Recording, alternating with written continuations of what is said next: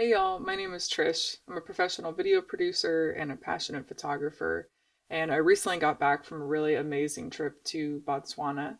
I took thousands of photos on this trip, so I thought it'd be a good idea to walk you guys through how to use Adobe Lightroom and use these photos as an example.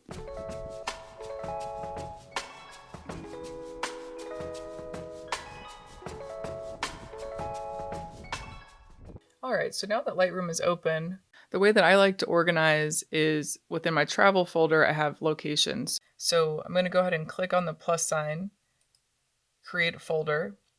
I'm going to title that folder Botswana, Africa, and then make a new album within that folder called MTB Botswana. Once I've made that album, go ahead and click on the album and then add photos. And over on the left side, you'll find the SD card, CF card, or camera that you have plugged into your computer for you to select. Go ahead and click Review for Import, and that's going to pull up all your photos here on screen where you can toggle the ones off that you don't want to import. But I have such a bulk of photos here that I don't want to take a lot of time at this initial import stage, so I'm going to go ahead and just select all and import all.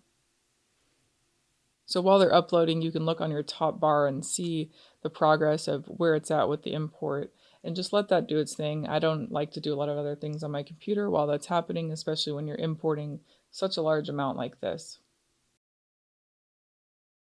So now that our photos are all imported, the thing that I like to do, and it's not a necessary step, but with large imports like this, I think it's really, really helpful, is to go ahead and group photos.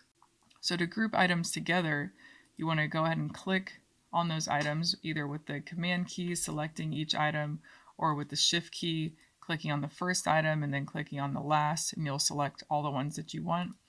And then right-clicking and using Group into Stack at the bottom. Now you can also use Command G to group the photos. Once they're stacked, you can see it looks like this, where it's going to have a number on the top of the stack. And so that indicates to me with that number that these photos are in fact stacked together. And if I want to view everything within that stack, I can click on that little number, and down at the bottom here, it's going to show me all of the items within that stack. So I'm just going to take a few minutes now and go through and group all of my photos.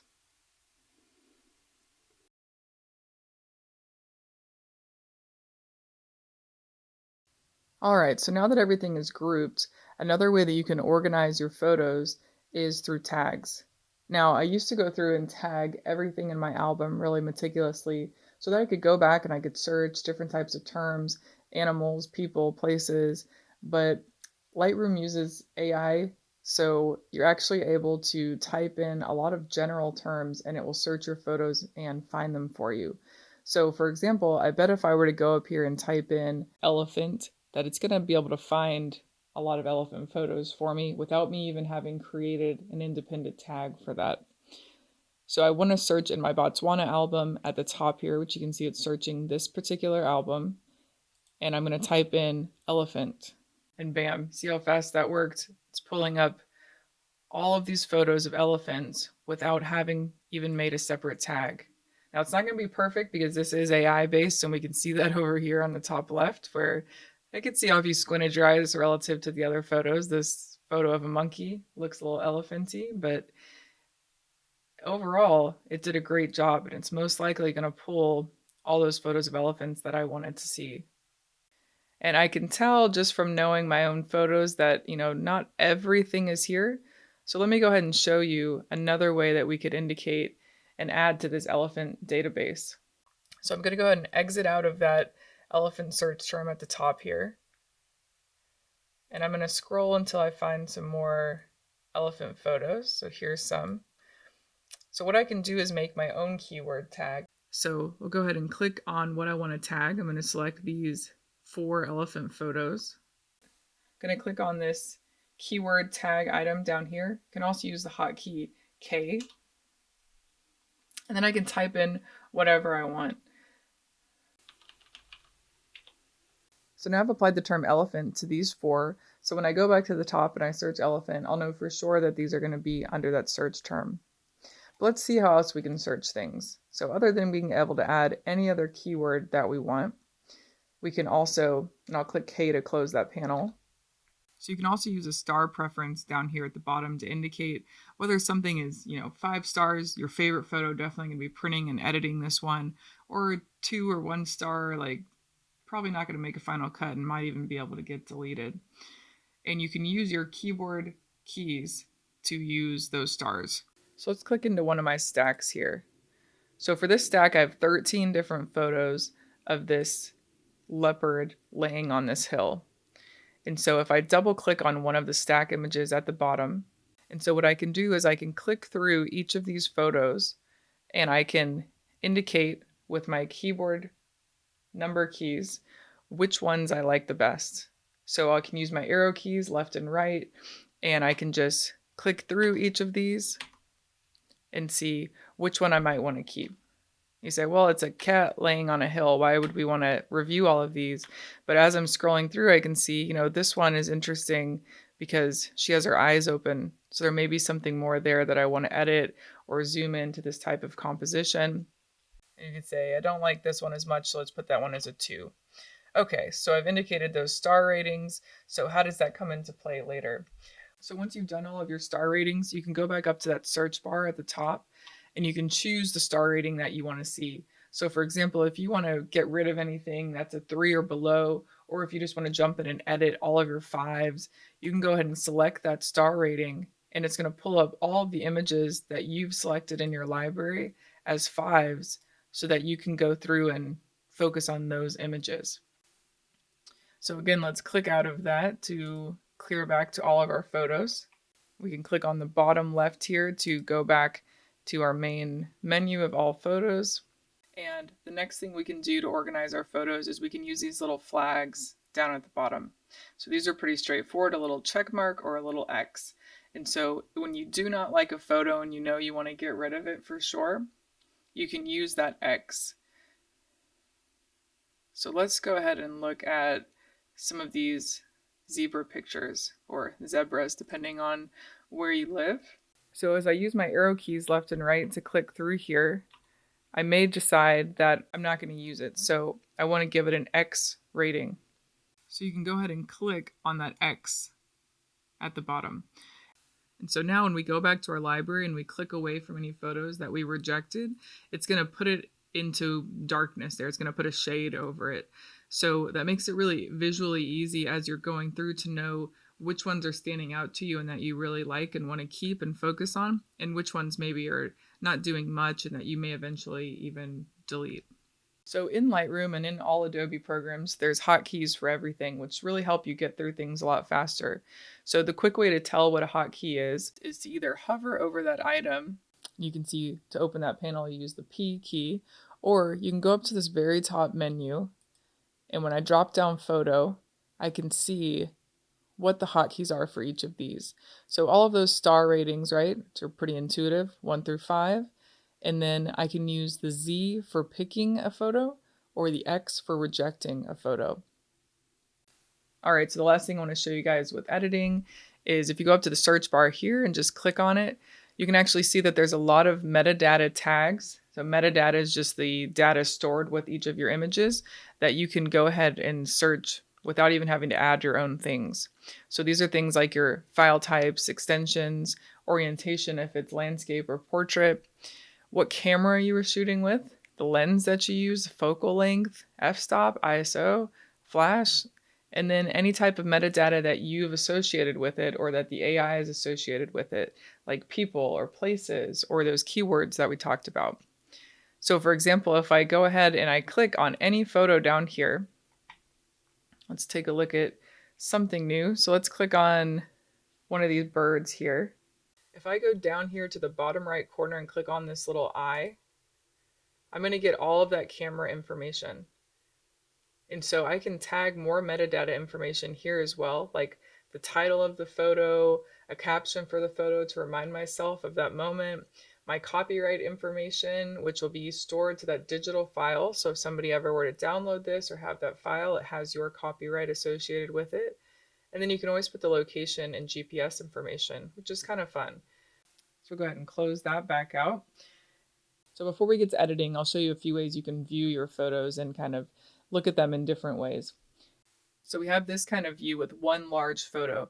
We can zoom in, we can move around the photo, and then click again to zoom back out. But if we go down to this bottom left, we have a few other ways to view. So if we click on this next one over, this is the compare option.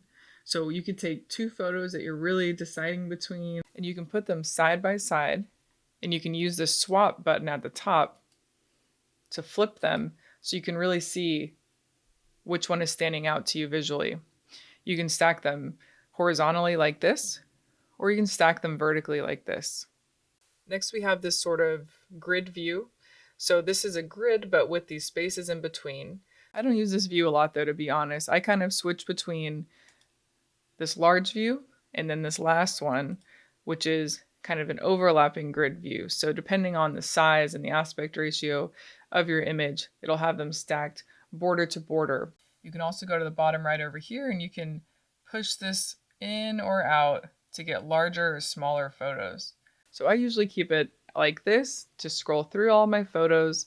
I search to get more specific and find ones that I'm looking for, and then I jump into a photo by double clicking, which takes me into that full photo view. All right, so that's pretty much everything with importing and organizing your photos. Now this stage can take a long time, so really have some fun with it and take your time, but I totally get the excitement of wanting to jump into the editing. So let me go ahead and show you a few things you can do with editing. So let's pick out a photo to edit here. Let's go ahead and take this photo of this little giraffe. So the first thing I do when I look at a photo is kind of assess the compositions, the coloring of the photo, right? Like this day particularly was a colder, cloudier day, which was really, really great for writing and really helpful to kind of ward off the heat that we had been having. But you can tell it's put this kind of blue, dark wash over my photo. So I'm kind of just looking through initially and thinking things that I would like to adjust and things that I would hope I could fix in the editing. So I know kind of how to approach my editing. But all of our editing options for Lightroom are going to be found on this right side panel. So if you start at the top, and same as before, if you hover, you're going to see those hotkeys. So if we click E, we'll open up our edit panel. If we click C, we'll open up our crop panel. If we click H, we'll open up our healing panel. And if we click M, we'll open up the mask panel. So let's start at the top with E. If you scroll through here, there's a ton of different options, and I really encourage you guys to go through and explore all of these options. But as a general rule of thumb, you can go through and start with the light panel. The light panel is where you can adjust the brightness, the contrast. So for this photo, I want to see if I moved the exposure up a touch. And I will say, don't go crazy with the exposure. The more exposure you bring in, the more noise you bring in. It's similar to the ISO on your camera. So be really gentle with exposure, up and down movements. And then you can find other ways to brighten a photo, things like contrast or highlights or boosting whites, for example. So in addition to pulling these sliders, you can also click into these numbers. So if you're someone who's really particular, you can click and type the number that you want. The next panel down below is the color panel. So for this picture, like we said before, I feel like it's too blue. So I want to mess around with my temperature. And you can see it has a blue to yellow spectrum. So if I have a photo that's too blue, I'm going to pull it more towards this yellow side. And already, I've only done 2 changes, and this photo is much truer to the moment of what I saw with this giraffe. The colors of the giraffe itself, the colors of the vegetation. I think the thing that's still missing for me is I want there to be a little bit of a different cropping and framing, and then a little bit more deepness with the blacks. So because I've identified that, I'm going to go back up to this light panel, and I'm just going to push my blacks down a touch.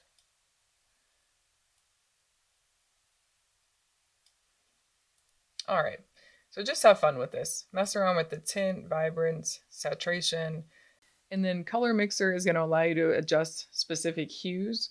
So if you were to take color picker, for example, choose one of the colors, then I can go in and I can adjust that hue. The next panel is the effects panel. So here we have things like texture, clarity, dehazing, vignetting. So things like texture, if you pulled this all the way down, see how soft this image is? Versus if we pulled it all the way up, everything's super intense. Since I have this knob all the way to the right, one thing you can do to reset it to 0, you can click in the box, of course, and press 0, or you can double click onto the circle and it will always jump it back no matter where you put it. So a thing that I like to use a lot is clarity, particularly in like bird photos. But I use clarity in small amounts, not for the whole image. So I'll show you guys in just a minute how you might use clarity within, say, a mask. All right, and then vignetting. So vignetting is a classic thing to do. If you pull it all the way to the left here, right, you can see this left side will do a dark vignette. If you scroll all the way to the right, that vignetting will become a white vignette.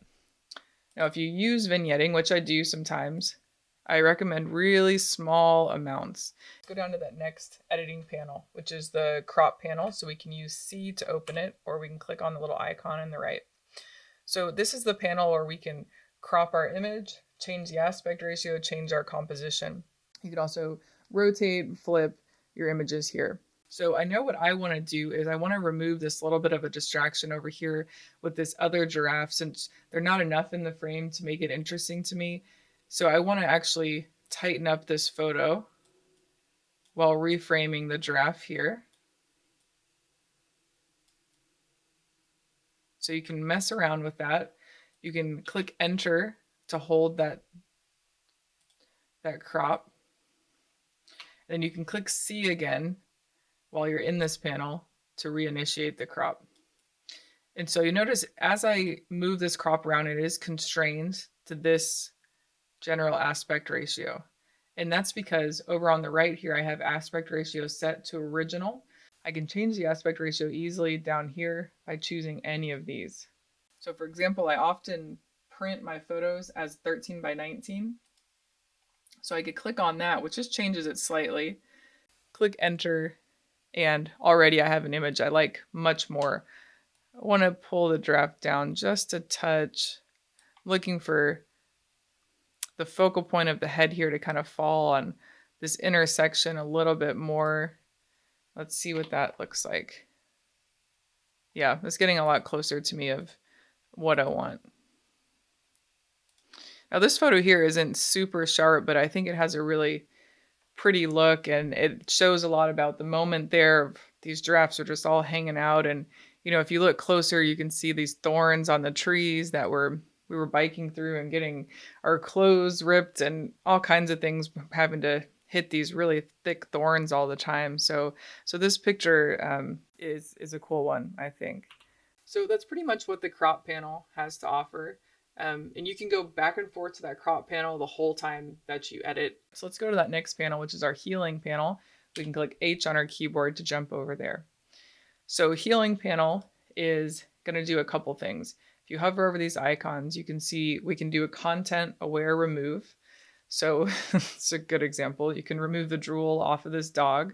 So if there was an element in this photo that we didn't like or that was distracting, maybe there was an airplane in the sky or a power line, which there's literally one power line I saw this entire trip out there. But if there was something like that distracting in the photo, we can use this to help remove that item. And all you're going to do for that is click on the size of the brush. You're going to drag over an item. So let me try to actually see if it will do anything with maybe part of the stick here. So on our keyboard, we have the little brackets. We use those to make the brush larger or smaller, or we can scroll this knob up here. So I'm going to click to make my brush larger so that it kind of fits this branch here. And then I'm just going to paint over the area I do not want anymore.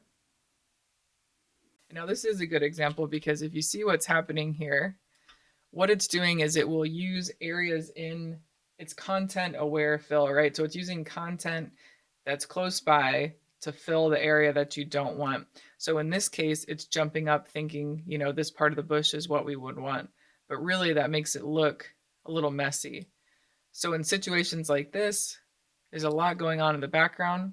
It's going to be tricky for it to know what to remove. So I'm actually going to click on the backspace key to delete that. And then let me show you this on another photo to make it a little bit clearer. All right, so on this image, if we click on the content aware remove fill, so if I clicked on this bird, for example, it's going to analyze and it's going to realize in this case that there's a lot of really similar imagery that it could pull from. So it chose from the sky and it makes a seamless decision to pull sky in to remove that bird. And then you can still always go in and you can choose where you would actually like it to choose from. So the next thing is the clone tool, and it's actually going to allow you to clone items within your image. And the example it's giving is pretty much what we have here. So if I wanted to replicate some of these birds, I could click on one of those birds.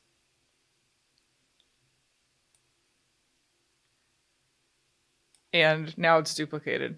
So these are all ways to kind of do bigger removal edits, duplication edits within your photo without having to take it over to Photoshop. All right, so let's go on to the masking, which we can click M to open up that one. I'm going to go back to our giraffe photo. So masking is one of my favorite areas. In the edit panel, anything you do there will apply it globally across your entire image. But with the masking panel, you can choose a particular area within an image and just do an adjustment to that area, which is really going to be a more clean and professional way to edit your photos than to apply a ton of global changes.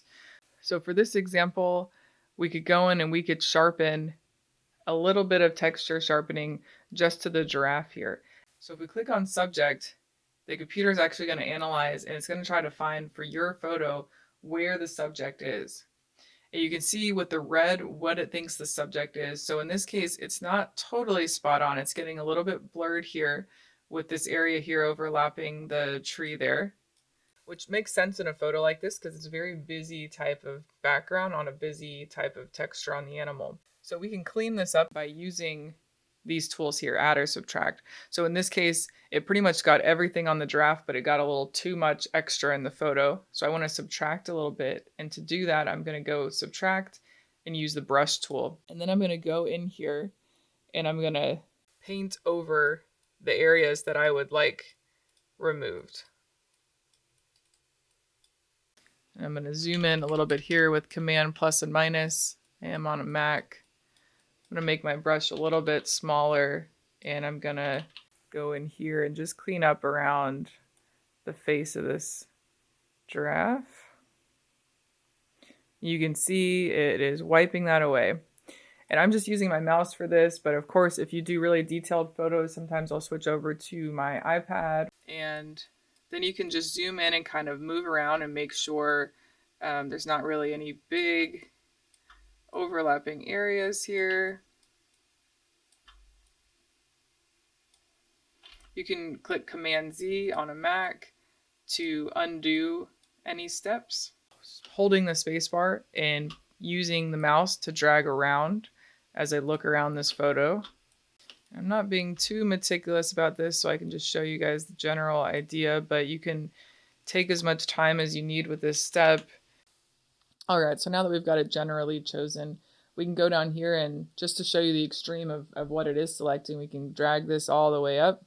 You can see now there's a cutout of everything that we were adjusting. So what I want to do, reset the exposure, is just go down here to texture and clarity under effects. And I want to mess with these two a little bit. So I want to try to bump up texture. And I want to bump up clarity just a touch. And you can see already just the whites are popping now. And then with texture, click that off, you can see how much kind of more detailed and textured the skin is looking there. So I like that. So you can also stack these masks on top of each other. You can make as many as you want.